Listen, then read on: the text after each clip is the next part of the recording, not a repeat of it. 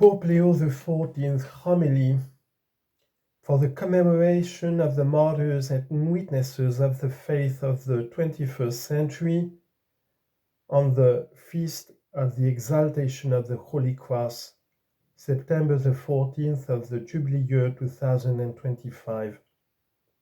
Dear brothers and sisters, may I never boast of anything except the cross of our Lord Jesus Christ. These words of St. Paul the Apostle in his letter to the Galatians, chapter 6, verse 14, at whose tomb we are gathered, serve as an introduction to the commemoration of the martyrs and witnesses of the faith in the 21st century on the feast of the exaltation of the Holy Cross. As we stand at the foot of the cross of Christ, the means of our salvation, also described as the hope of Christians and the glory of martyrs, I welcome the representatives of the Orthodox churches, the ancient Eastern churches, the Christian communities, and the ecumenical organizations, whom I thank for accepting my invitation to this celebration. To all of you here present, I extend a warm greeting of peace. We are convinced that martyria unto death is the truest communion possible with Christ, who shed his blood, and by that sacrifice brings near those who once were far off. Ephesians 2:13. Today too, we can affirm with St. John Paul II that where hatred seemed to have permeated every aspect of life, these courageous servants of the gospel and martyrs of the faith clearly demonstrated that love is stronger than death. We remember our brothers and sisters as we fix our gaze on the crucified one. Through his cross, Jesus revealed to us the true face of God, his infinite compassion for humanity. He took upon himself the hatred and violence of the world to share the lot of all those who are humiliated and oppressed. He has borne our infirmities and carried our diseases. Isaiah 53, verse 4. Many brothers and sisters, even today, carry the same cross as our Lord on account of their witness to the faith in difficult situations and hostile contexts. Like him, they are persecuted, condemned, and killed. It is of them that Jesus said, "Blessed are those who are persecuted for righteousness' sake, for theirs is the kingdom of heaven." Blessed are you when people revile you and persecute you and utter all kinds of evil against you falsely on my account. Matthew chapter 5, verse 10 and 11.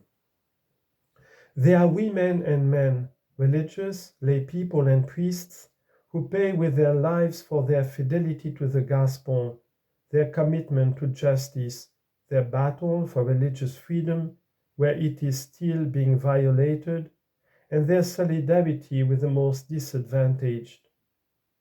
According to the world's standards, they have been defeated. In truth, as the Book of Wisdom tells us, though in the sight of others they were punished, their hope is full of immortality. Wisdom 3, verse 4. Brothers and sisters, during this Jubilee year, we celebrate the hope of these courageous witnesses of the faith. It is a hope filled with immortality because their martyrdom continues to spread the gospel in a world marked by hatred, violence, and war. It is a hope filled with immortality because even though they have been killed in body, no one can silence their voice or erase the love they have shown. It is a hope filled with immortality because their witness lives on as a prophecy of the victory of good over evil. Yes, theirs is an unarmed hope. They bore witness to their faith without ever using the weapons of force and violence, but rather by embracing the hidden and meek power of the gospel, in keeping with the words of the Apostle Paul, I will boast all the more gladly of my weaknesses, so that the power of Christ may dwell in me, for whenever I am weak, then I am strong. 2 Corinthians 12, verse 9 to 10. My thoughts turn to the evangelical fortitude of Sister Dorothy Stang, committed to the landless in the Amazon. When those who were about to kill her asked her for a weapon, she showed them her Bible and replied, "This is my only weapon." I remember Father Wajid Rani, a Chaldean priest from Mosul in Iraq, who refused to fight in order to bear witness to how a true Christian behaves.